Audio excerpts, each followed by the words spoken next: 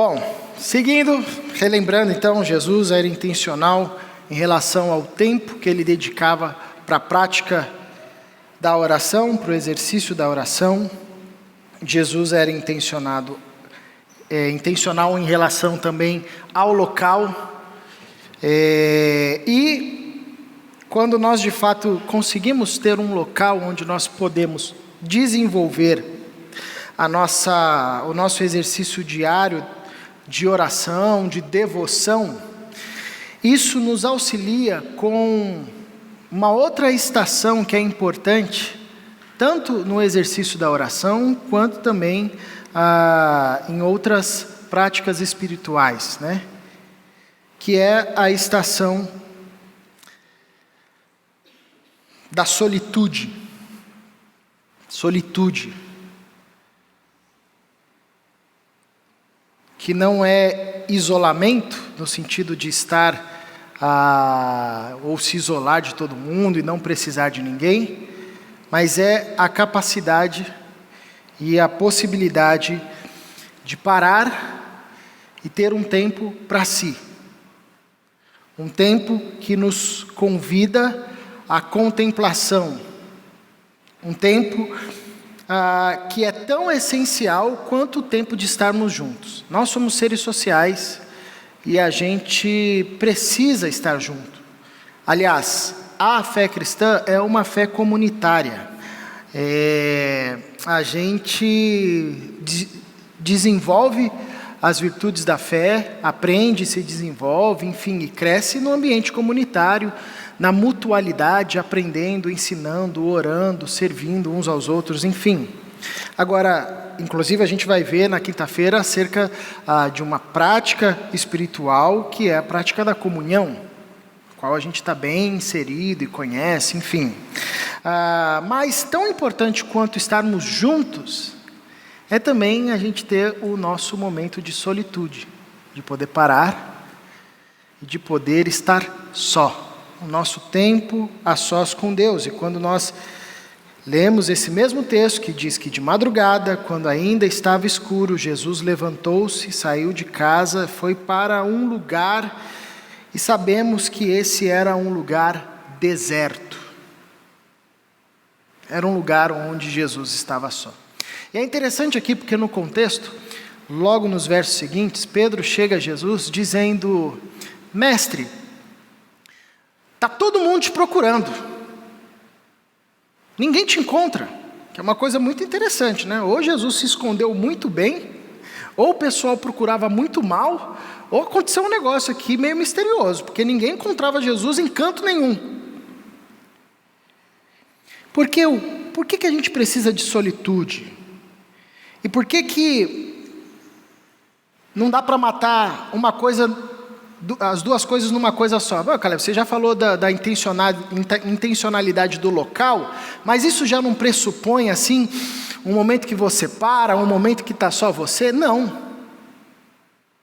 Porque uma coisa é a gente sair do barulho da sociedade, outra coisa é a gente sair do barulho da nossa mente. Já pensou? Você já sabe, né? Na verdade, quando a gente fala assim, feche os seus olhos e vamos orar, você fecha o olho e o frango está no fogão, a roupa está no varal. Esse boleto, esqueci, Jesus, o boleto, atrasou, paga a multa. Nossa, será? Tem dinheiro? Cadê? Deixa eu ver. Já era. Uma coisa é o local, outra coisa é solitude.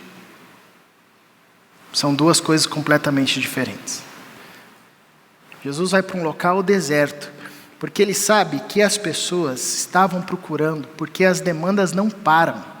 Quer sejam as pessoas, quer sejam as demandas do pensamento, quer sejam as inquietações do coração, da alma, quer seja o que for. A gente está todo o tempo sendo demandado de alguma forma. Estava conversando ali no café, o Ralf falando, tem que inclusive usar a tática de quando você vai ler o celular, a Bíblia no celular, você tem que desativar a notificação, porque você está lendo lá, e aí de repente vem uma notificação, e você continua lendo, e aquela notificação fica aqui, né? Ixi, chegou a mensagem, é urgente, o que será que é, né? Não, já foi. já perdeu. Então nós temos que ser intencionais no local, mas nós temos que entender que esse local e esse momento de oração é um momento onde nós devemos de fato parar a nossa mente, silenciar o nosso coração, focar em Deus, em ouvir. Às vezes a gente vai orar, eu lembro quando eu era adolescente, e eu fiquei assim apaixonado por essa temática de oração, e eu ia nos congressos, nos acampamentos, e eu via os caras dando testemunho de vida de oração, porque o irmão ora 3 horas por dia, o outro 5, o outro 8, e eu voltava para casa e falava, eu quero orar tudo isso. Sentava, colocava o relógio do lado da cama e começava, Senhor, Tu és grande, maravilhoso, excelso, usava as palavras que eu nem sabia o significado, ia falando, e aí depois reconhecia, eu sou pecador, eu sou pequenino, me perdoa os meus pecados, nomeava todos os pecados, na época era só uns 4, 5, enfim, ia nomeando tudo, ia falando, aí orava pelo pai, pela mãe, pelo filho, intercedia pelos amigos, e ficava lá, e eu olhava para o relógio, tinham passado 5 minutos, eu falo, não é possível, não dá, porque eu não quero que o cara ore 3 horas, possível. Eu voltava, o Senhor é excelso, magnífico, lia um salmo, cantava, rodava, fazia tudo e passava 15 minutos, eu desistia, falando, esse negócio não é para mim. A gente entra na oração sem acalmar o coração, quieto. Jesus vai para um lugar deserto, silêncio. Aliás, a nossa tradição evangélica é uma tradição que tem dificuldade em lidar e trabalhar com silêncio. Eu lembro de uma música que eu acho que é muito legal, né? Assim, a gente canta, parou de cantar, mas teve uma época que era um sucesso, que era Eu te busco, te procuro, ó Deus, no silêncio Tu estás. Aquela virada de bateria, toma um susto, né? Silêncio, gente. Acalmar o coração. A gente não acalma, não para. E aí o momento de oração, às vezes, pode cair num ativismo. A gente fica preocupado com o tempo, a gente fica preocupado com as inquietações, a nossa mente está acelerada, a gente começa a orar, já pensando, tem que terminar logo, não dá para, encurta a oração. Aí a gente fica se acelerando, se sabotando, né? Jesus era intencional no tempo, por isso que a gente tem que ser intencional no tempo, não dá para encontrar uma janelinha de 10 minutinhos assim, não dá. Oração não dá para ser um apêndice, um anexo, essa é a grande luta que eu vivo hoje, porque assim, eu gosto e aprendi, na época do seminário foi onde eu talvez mais consegui cultivar, levantar cedo, bem cedinho, sabe? Aquele negócio lá, tipo, levantar no primeiro momento, 5 horas, 5:30 da manhã, aí você faz hora, beleza, né? Hoje é um desafio, os meus filhos têm vocação de monge, eu não sei, eu vou deixá-los aqui no mosteiro, que das 5:30 eles levantam. Vai dormir? Não, já estão levantados, estão em pé. Então a gente tem que ser intencional no tempo, justamente porque a oração requer solitude. A gente vai falar também nessa semana um pouco dessa perspectiva da contemplação. A gente é ativista, nós aprendemos, crescemos a ser ativista, inclusive na nossa espiritualidade. A gente aprende a medir o tanto de tempo que a gente ora, a gente vai ler a Bíblia e parece que a nossa leitura bíblica sempre tem que ser uma leitura acadêmica, onde a gente já lê, já tem que destacar 3 pontos, aplicação, saber qual é o contexto. Assim, a gente vai numa lógica ativista, né? E às vezes a gente não deixa aquele momento ser um momento para ministração do coração. E para isso requer pausa. Fala, Senhor, porque o teu servo ouve. Mas antes de você falar, Senhor, deixa eu só falar um negócio. Não dá. Fala, Senhor, porque o teu servo ouve. Isso é solitude. Ser intencional no tempo, ser intencional no local. E é interessante que esse local deserto, ele já pressupõe um silêncio ali, sem distração. Jesus foge do povo, vai e encontra o local onde ele pode se acalmar. E a oração também requer isso. Como eu disse, a oração tem muitas faces. Tem a oração comunitária, tem a intercessão mútua, um orando pelo outro, tem o clamor, todo mundo orando junto. Tem a oração silenciosa. Tem a oração que a gente vai orar e só chora. Tem a oração que a gente vai orar e sai com o coração cheio de alegria, canta, louva a Deus. Tem oração que a gente só intercede, agradece, e tem oração que a gente silencia. De madrugada, quando ainda estava escuro, Jesus levantou-se, saiu de casa e foi para um lugar deserto. Quando perguntaram para Jesus acerca de qual era o maior mandamento, isso no evangelho, no registro que Marcos coloca, a gente sabe que Jesus responde: amarás o Senhor teu Deus de todo o teu coração, de toda a tua alma, de toda a tua força, e ao teu próximo como a ti mesmo. Mas Marcos, ele registra alguns versos antes que Jesus recita. Quando ele é perguntado, ele responde dizendo o seguinte: ouve, ó Israel. Que são os versos que antecedem o resumo dos mandamentos de Deuteronômio. Ouve, ó Israel. Ouve. Ouve. Então nós precisamos, no momento de oração, parar e ouvir. Eu lembro que uma vez estava lendo sobre a vida de homens e mulheres reconhecidamente piedosos, e no testemunho de uma pessoa, perguntaram para ela era conhecida como uma pessoa de oração, e aí perguntaram para ela: quando você vai orar, o que você fala para Deus? E ela disse: eu não falo nada, eu só escuto. E aí perguntaram: e o que Deus fala com você? E ela disse: ele não fala nada, ele só escuta.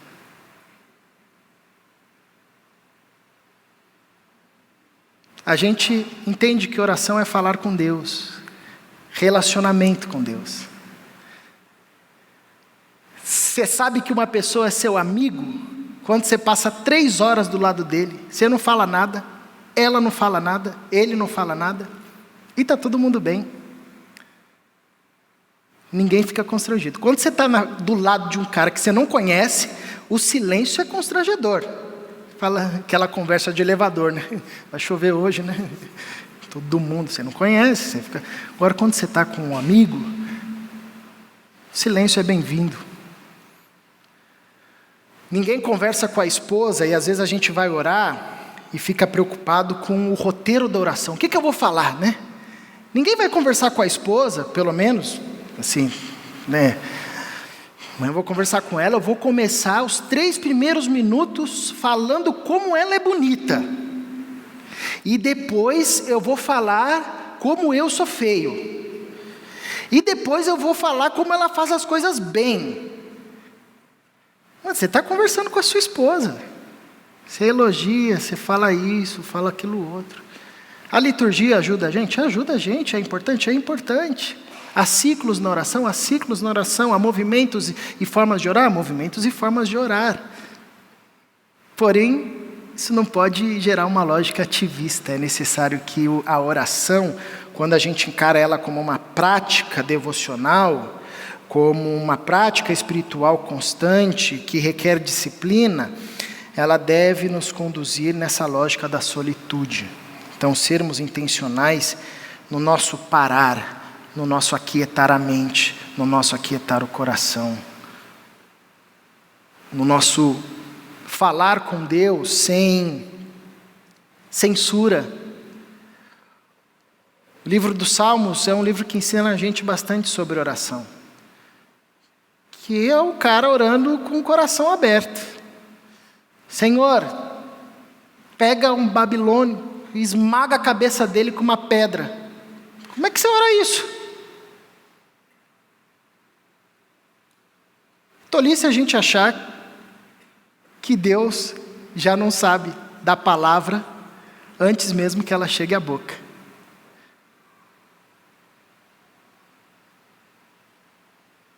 Abrir o coração, rasgar o coração diante de Deus. E por fim, antes da última estação,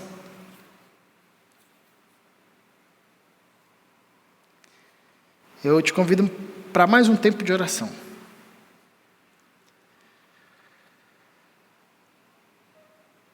A solitude ajuda a gente a criar essa consciência de ouvir o que Deus está falando. Porque a oração não é apenas um espaço para falar, mas é um espaço para ouvir também. É uma relação com Deus. A solitude ajuda a gente a quietar o nosso coração. E nesse tempo de oração agora, eu quero te convidar a fazer esse exercício. O que Deus está falando com você?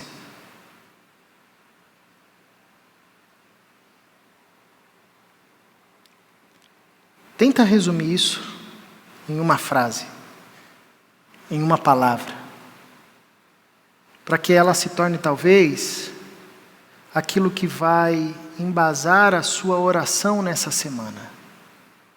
Mas o que Deus está falando com você?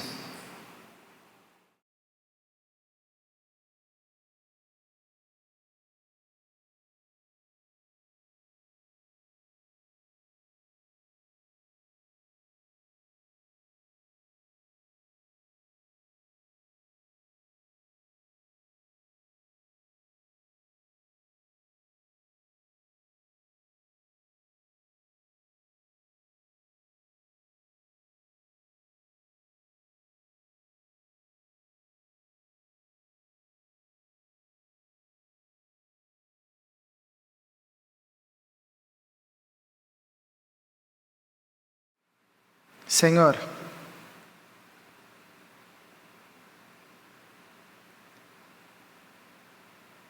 que os nossos ouvidos estejam abertos para ouvi-lo e que a nossa prática de oração seja de fato uma jornada onde o nosso coração é silenciado, nosso coração inquieto é silenciado para ouvir e receber a Tua palavra. Abra os nossos ouvidos, Senhor, para que ouçamos a Tua voz. Em nome de Jesus. Amém. Por fim, uma última estação que nós encontramos nesse movimento de Jesus relatado aqui em Marcos, é o permanecer. Permanecer. Jesus dedicava longas horas à oração. E assim como a gente não deve cair na lógica ativista de querer mensurar a vida de oração pelas horas, não é essa a ideia? A gente não pode ir para um outro oposto, de ignorar o nosso tempo de permanência nessa prática da oração. Porque quando a gente encontra um local bom e uma conversa boa, a gente quer permanecer, né? É o que Pedro fala, né? Senhor, bom estarmos aqui. Façamos 3 tendas. O nosso tempo de oração deve nos conduzir a um desejo de permanecer. Jesus, o texto diz, de madrugada, quando ainda estava escuro, Jesus levantou-se, saiu de casa e foi para um lugar deserto, onde ficou orando. Onde ele ficou. ele permaneceu orando. E só parou porque Pedro chegou com a multidão. Permanecer. Isso requer disciplina e maturidade. Pode parecer uma coisa meio simples, mas é difícil. Lembra quando Jesus chama Pedro, Tiago e João para orarem com ele no Getsêmani? Jesus diz: fiquem aqui e orem comigo. Jesus sai para orar e volta, e o que acontece com os três? Estão dormindo. Jesus disse: vocês não conseguem permanecer comigo em oração?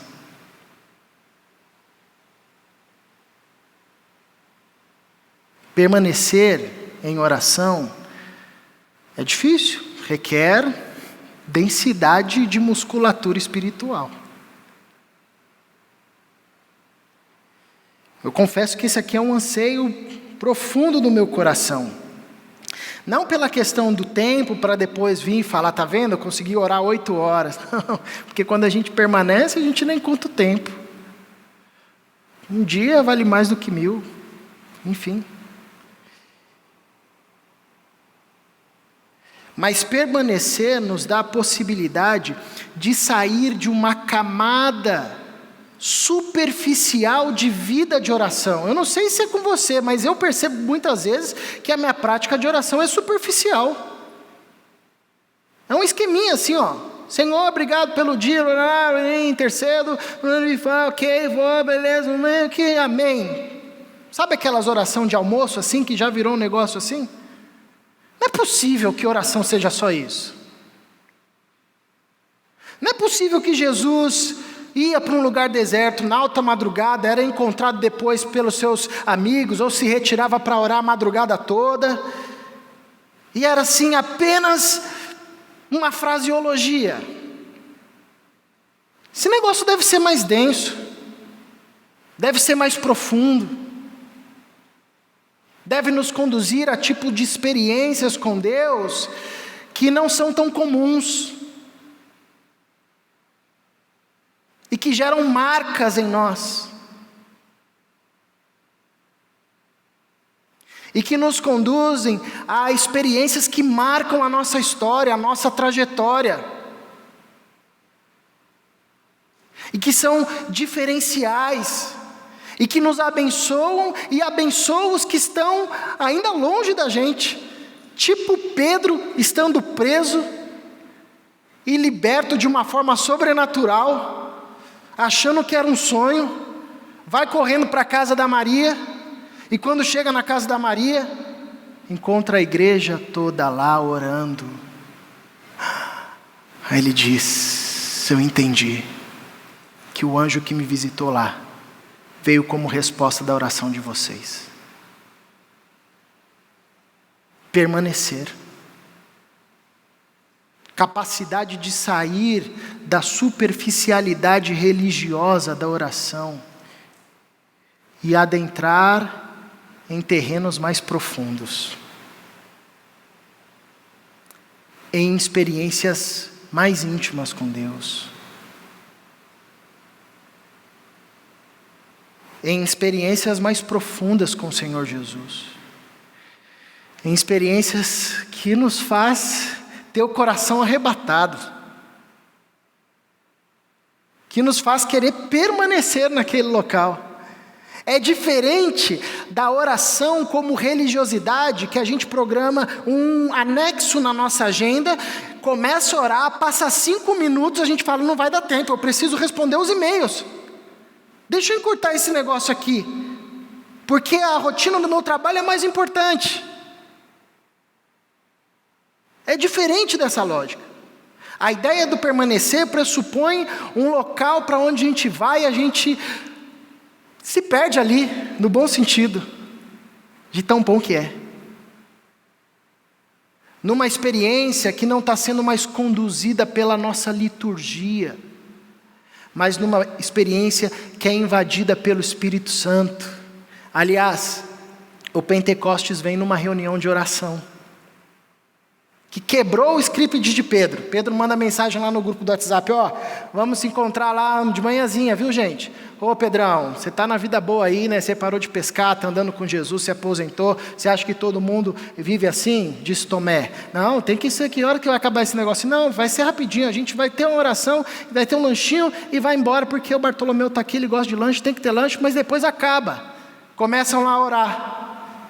Aí vem o Espírito Santo. O tempo Cronos de Pedro e dos discípulos se encontra com o tempo Kairos de Deus. E dá aquela junção que acontece na nossa história e que marca a nossa história para sempre. Permanecer é esse milagre da junção desses dois tempos. Separei um tempo, um local para orar, acalmei o meu coração, Senhor, eu estou aqui. Que nesse tempo Cronos, o seu tempo Kairos vem, encontre a gente. E bagunce todo o nosso horário, toda a nossa agenda. A tal ponto que a gente saia daqui dizendo, não queimava o nosso coração quando Ele nos falava pelo caminho?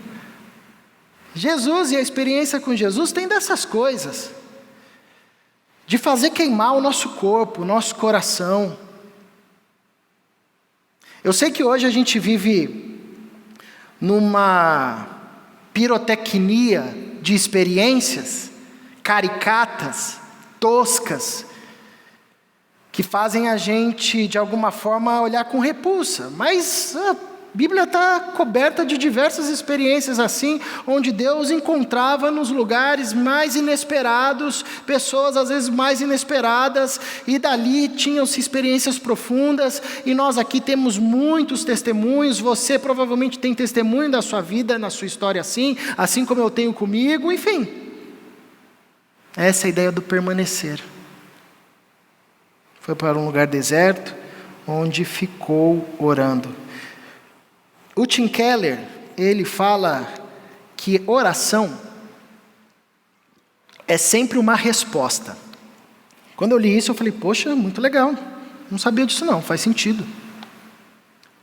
Quando a gente ora, a gente sempre acha que é a gente que está sendo o primeiro a começar a conversa, né? Senhor, estou aqui. Só que isso não é natural. Paulo fala que a nossa carne luta contra o espírito.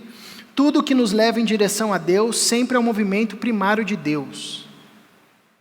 Deus movimentou no nosso coração. Deus fez vir uma ideia na nossa mente. Deus nos movimentou. O Espírito Santo nos acordou. Ora aí agora, vai, levanta.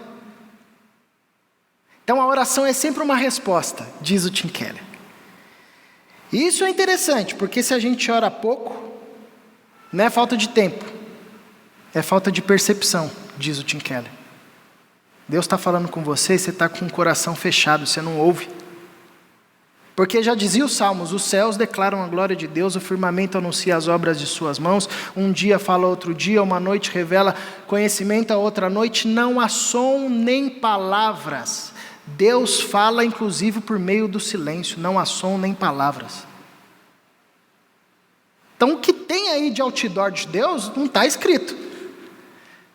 Mas é como diz João, quem tem ouvidos para ouvir, ouça. Só que a gente não ouve, a gente está lá surdo, fechado. E o permanecer parte desse princípio de ter os olhos abertos e os ouvidos abertos para ver e ouvir a Deus. Eu, todo ano, ou quase todo ano, gosto de ler e dedicar tempo para ler sobre oração. E eu confesso para você que eu tenho uma inquietação com oração, que às vezes eu fico apegado ao jeito. Tá bom, eu entendi, tem que ter um tempo, tem que ter um local, tem que ter uma solitude, uma consciência de parar, tem que permanecer. Mas e o que eu falo? Eu fico tentando ver o que Calvino orava, o que esses grandes homens da fé, os mates oravam, né? Fico tentando pegar algum tipo de liturgia de oração. E nos livros de oração eu nunca encontro. Eu acho que é proposital, que me fez entender que oração é como se fosse uma casa. Imagina que lá na rua que você mora tem uma casa muito bonita. Que toda vez que você passa nessa casa, você fala, essa casa é linda, queria comprar, queria morar nessa casa. E aí você volta da sua caminhada e você fala para sua esposa, amor, você viu essa casa na rua aqui? Ela é casa assim, ela é toda alta, toda de tijolos, tem as árvores ali na frente, o jardim é sempre bem cuidado, e você começa a descrever. Aí você vai no outro dia, você volta, e você fala, e você já viu lá a sala? Eu olhei lá de fora, e a sala é muito legal, parece que ele dispôs ali um piano no canto, um sofá no outro, enfim, mas a sua descrição sobre a casa, ela é limitada, porque você está vendo do lado de fora. Aí um dia você passa lá e o dono da casa fala assim, vem cá, entra aqui para você conhecer a casa. Aí você entra no hall, você vai para a sala, você vai para o quarto, você vai para a cozinha, você volta lá para sua casa e descreve para sua esposa e ela fala, poxa, legal, mas sim, ela não viu o que você viu. Sua descrição é uma descrição apaixonada, sabe quando você fala um negócio super apaixonado assim, e o cara, legal, poxa, bacana, e o que você vai fazer de almoço? Tipo, muda de assunto assim? Porque você viu a casa, mas a pessoa não viu. Aí você volta lá no outro dia, e você começa a perceber que a sala tem milhares de detalhes, que você não tinha visto num primeiro momento, porque você entrou lá assim eufórico. E aí você começa a perceber os detalhes, os objetos, cada objeto tem uma história, tem um detalhe, por que está ali, por que está organizado daquele jeito. Aí você volta para sua esposa e conta para ela, tem cada detalhe naquela casa, você não sabe, ela diz, que legal, bacana, né? Uma vida que segue. Aí você volta todo dia lá, você vai para o quarto, enfim. Eu tenho a impressão que a oração é isso aí. É uma casa que a gente só consegue descrever pelo lado de dentro, que só sabe como que se faz, e a beleza, e a infinita beleza, quem entra na casa. E é tão incrível, que quando você sai e vai contar para outra pessoa, ela diz, o que você está falando? Porque ela não viu o que você viu, ela não entrou na casa. Se não entra na casa, não vê a beleza. Não tem um encantamento. A minha oração para Jesus é que eu não quero ser alguém que descreva a oração como um homem que descreve uma casa do lado de fora. Eu quero entrar. Eu quero permanecer. Eu quero ficar ali.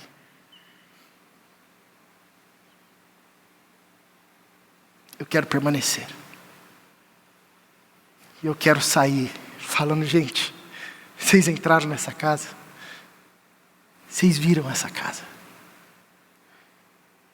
O texto termina dizendo que Simão e seus companheiros foram procurá-lo, e ao encontrá-lo, Jesus estava lá permanecendo. Veio Samuel, Lucas, veio Pedro e os discípulos, encontraram Jesus. Disseram, todos estão te procurando, Jesus, as demandas, Jesus, você é louco, você parou, o mundo está aí, Jesus, o mundo está aí, como é que você parou? Você está maluco, a multidão, as pessoas, os leprosos, a missão, Deus, o pecado, o mundo, todos te procuram, Jesus.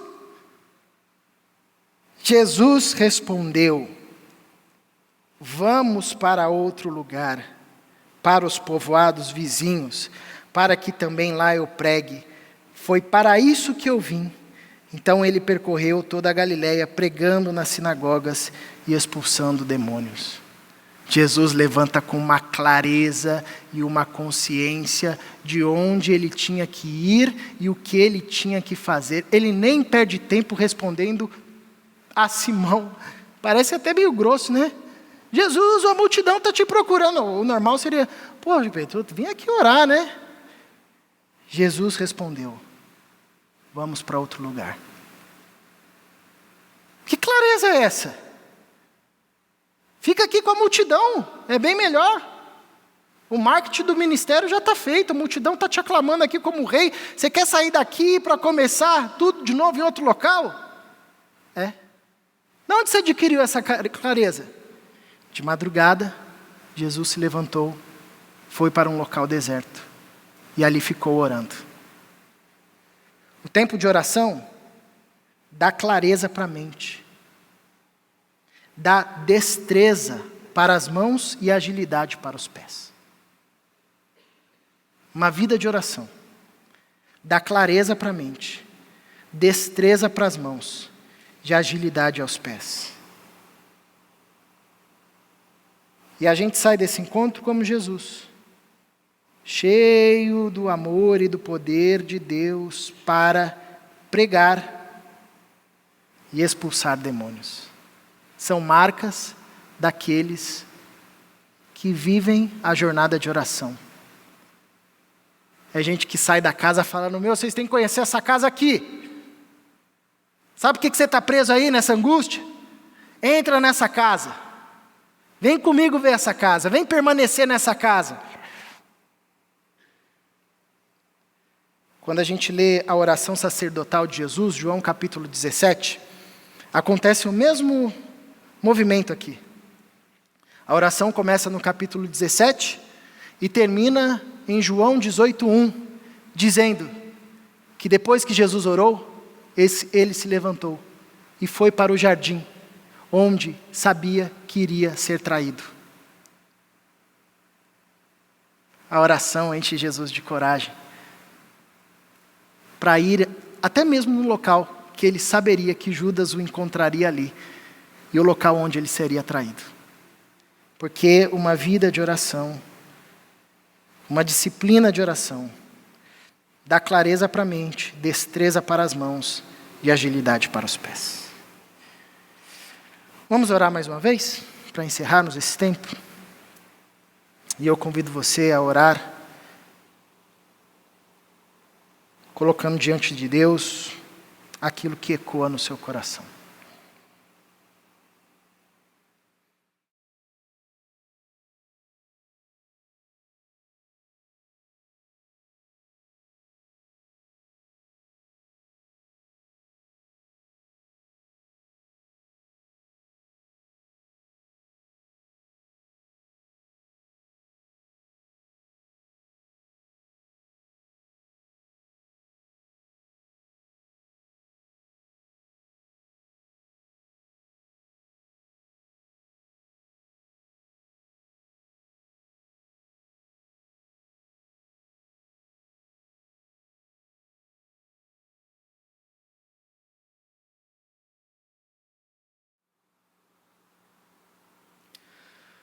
Paizinho, que a gente de fato permaneça nesse ambiente chamado oração. Livra-nos de vivermos uma vida como alguém que descreve oração do lado de fora.